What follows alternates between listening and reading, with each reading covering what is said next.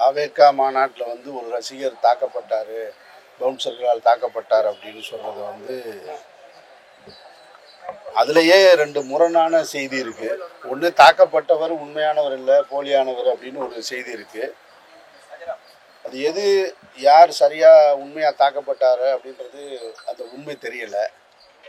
எதுவாக இருந்தாலும் உண்மையிலே அவர் தான் தாக்கப்பட்டிருந்தாலும் அந்த வழக்கில் வந்து விஜயை முதல் குற்றவாளியாக சேர்த்தது அப்படின்றது நம்ம வந்து காவல்துறையை மிகப்பெரிய கேள்விக்குறியாக்குதுன்னு தான் நினைக்கிறேன். அவங்களுடைய கடமையை இது மாதிரியான பொது நிகழ்ச்சிகளில் நடக்கக்கூடிய அசம்பாவிதங்களுக்கு அந்த நிகழ்ச்சிக்கு இருக்கக்கூடிய ஒரு கட்சியினுடைய தலைவரை வந்து நம்ம முதல் குற்றவாளியாக சேர்க்கறது வந்து அது போன்ற ஒரு அரசியல் தேவையற்றதுன்னு நான் பார்க்குறேன்.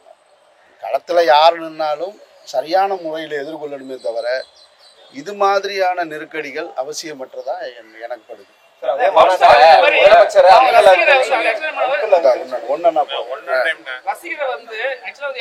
ரசிகர் தான் சொல்றாங்க, யாரும் வந்து அவங்களோட கட்சியோட தொண்டர் யாரும் சொல்றது கிடையாது. பவுன்சர் வந்து இது பண்ணும், இது மாதிரி பண்ற விஷயம் வந்து எப்படி வந்து அந்த விஜயோட ரசிகர்களை வந்து ஈர்க்கும்?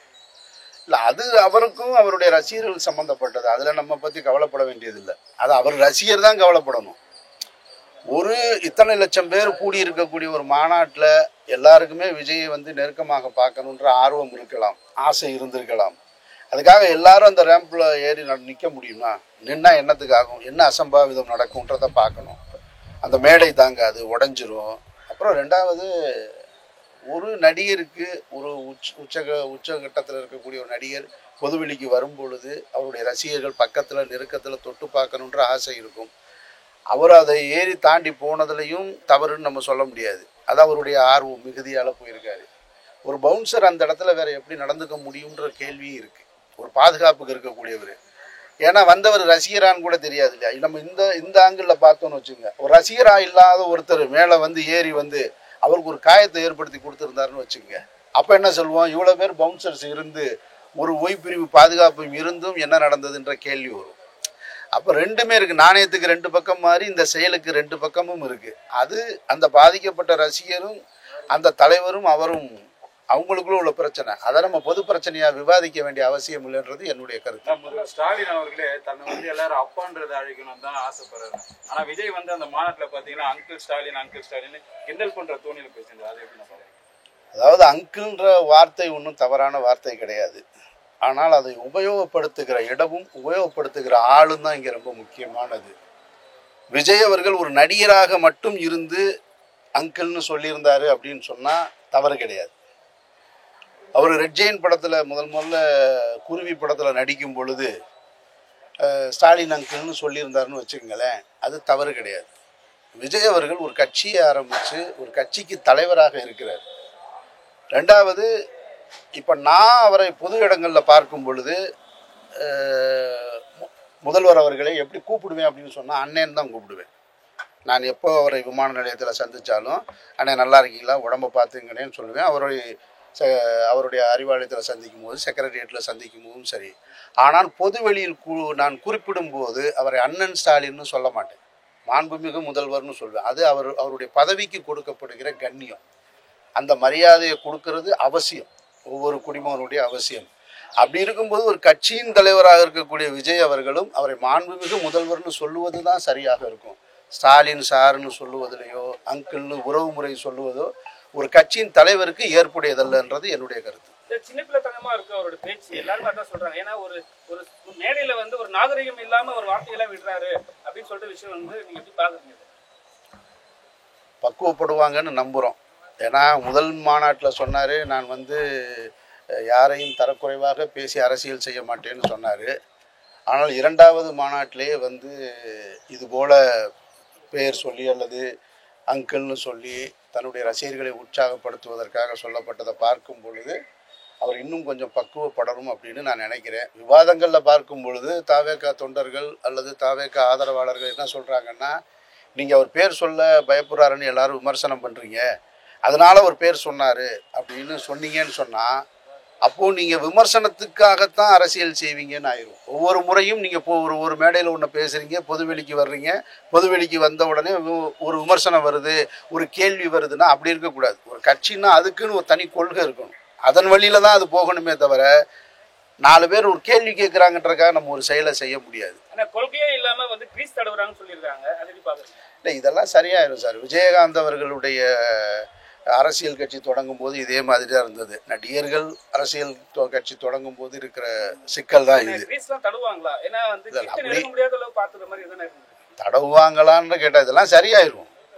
இது ஒரு மாபெரும் குற்றமாக நம்ம பார்க்க வேண்டியது இல்லைன்றது என்னுடைய கருத்து. குற்றம் அவர் அவர் அவர் அவர் எடுத்து வைக்கிற வாதங்களில் தான் நம்ம குற்றத்தை கண்டுபிடிக்கணுமே தவிர இது மாதிரியான செயல்களை ஆராயிறது ஒரு நல்ல அரசியல் கிடையாதுன்றது என்னுடைய பார்வை. ரீரிலீஸ் படங்கள் வந்து தொடர்ந்து வந்து கொடுத்துக்கிட்டே இருக்காங்க, பழைய படங்கள். ஆனா புது படங்கள் 1000க்கு மேல தேக்கத்துல இருக்கு. ஏன் பழைய படங்களை இது பலமுறை ரிலீஸ் பண்றதே உங்க தயாரிப்பாளர் சங்கங்களோ பெப்சி இதுவோ அவங்க தான் பண்றாங்க. புது படத்துக்கு ஏன் வழி விட மாட்டாங்க? நிறைய யாரும் வழி விடுறாங்க, வழி விடலைன்றதெல்லாம் கிடையாது.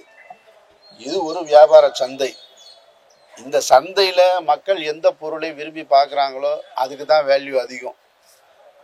1000 படங்கள் தேக்க நிலையில் இருக்குன்னா நான் என் படத்தையும் சேர்த்து தான் சொல்கிறேன். நான் ஒரு தயாரிப்பாளராக நானும் ஒரு படத்தை எடுத்து வச்சுருக்கேன்ற என்னையும் சேர்த்து தான் சொல்கிறேன். சந்தையில் உனக்கு இடம் இல்லைன்னா நீ ஏன் படம் எடுக்காதீங்க. காசு இருக்குன்றதுக்காக படம் எடுத்தால் நீங்கள் வச்சுக்கிற வேண்டியதுதான். மக்களுக்கு ஆப்ஷன்ஸ் நிறைய இருக்குது. நிறைய இருக்கும் பொழுது இன்றைக்கு வந்து ஸ்க்ரீன்ஸ் எல்லாமே சிங்கிள் ஸ்க்ரீன்லேருந்து மல்டிப்ளெக்ஸாக மாறி அது வணிக வளாகங்களுக்குள்ளே போய் நுழைஞ்சதுக்கு பின்னாடி அது வந்து வேறு எல்லா விதமான வியாபாரத்தையும் சேர்த்து தான் ஒரு திரையரங்கு இருக்குது. அப்படி இருக்கும் பொழுது புதுப்படங்களை போடும்போது பெரிய நீங்கள் இவ்வளோ சொல்கிறீங்க திரைப்படங்கள் தேக்க நிலையில் இருக்குன்னு, ஆனால் உற்பத்தி நிறுத்தப்படவே இல்லையே. உற்பத்தி கூடிக்கிட்டே இருக்கே, ப்ரொடக்ஷன் கூடிக்கிட்டே இருக்கே. அப்போ மக்களுடைய தேவையை தாண்டிய ப்ரொடக்ஷன் எதுக்குன்ற கேள்வி தான் நான் ரொம்ப நாளாக கேட்டுட்ருக்கேன். படம் எடுத்துட்டு இருக்காங்க தியேட்டர்ல, இந்த தியேட்டர் பிஎன்சி கொடுக்குறாங்க, மல்டிப்ளெக்ஸ்ல கொடுக்கல. இந்த வாரம் வந்த ஏன் சார் அதெல்லாம் போவே இல்லையானே?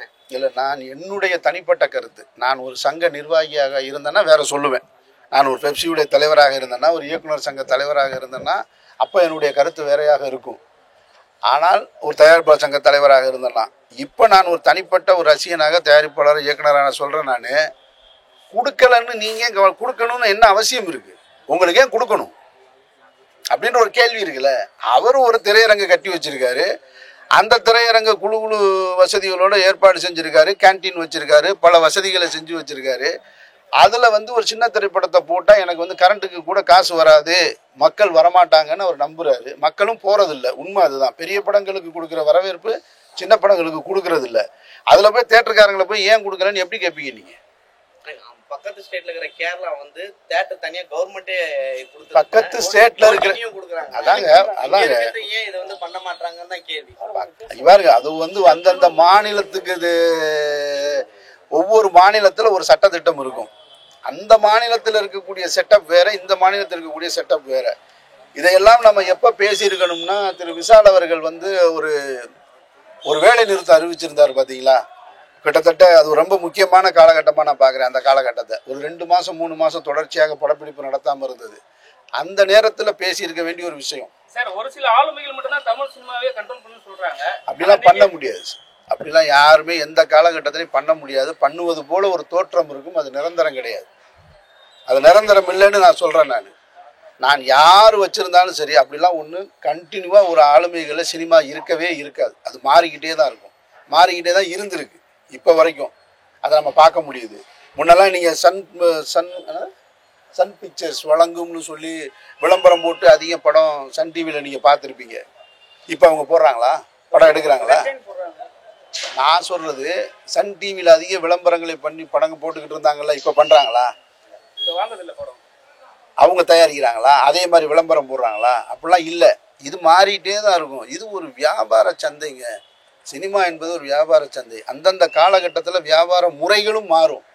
இதில் நான் சின்ன படத்தை எடுத்திருக்கேன், தேட்டர் கொடுக்கல, சின்ன படத்தை எடுத்து தேட்டர் கொடுக்கலன்னா, இது முதல் முறையாக உங்களுக்கு நடந்திருந்தால் இந்த கேள்வியை நீங்கள் முன்வைக்கலாம். 10 வருஷமாக இதே பேசிக்கிட்டே இருக்கீங்க. 10 வருஷமாக இதை தான் சொல்கிறீங்க, சின்ன படங்களுக்கு தேட்டர் கொடுக்க மாட்டேன்றாங்கன்னு தெரிஞ்சு ஏன் சின்ன படம் எடுக்கிறீங்கன்றதான் என்னுடைய கேள்வி. அப்போ உங்களுடைய படத்தை சந்தையில் விற்கிறதுக்கான இடத்த மாற்றணும். அதுதான் ரொம்ப முக்கியமானது. அதை உட்கார்ந்து டிஸ்கஸ் பண்ண வேண்டிய பொறுப்பு சங்கங்களுக்கு இருக்கிறதா நான் நினைக்கிறேன். இறைவன் மிகப்பெரியவன் எந்த அளவுக்கு இருக்கு? ஏன்னா உங்க ப்ரொடியூசர் வெளில வந்துட்டாரு, மாயவழியும் தேக்கத்துல இருக்கு, எப்போ ரிலீஸுக்கு காத்திருக்கான்? மாயவளை ரிலீஸுக்கு தயாராகிட்டு இருக்கு. இன்னும் ஒரு 2-3 நாள்ல காப்பி ரெடி ஆயிரும். இறைவன் மிகப்பெரியவன் படப்பிடிப்பு விரைவில் தொடங்கும்.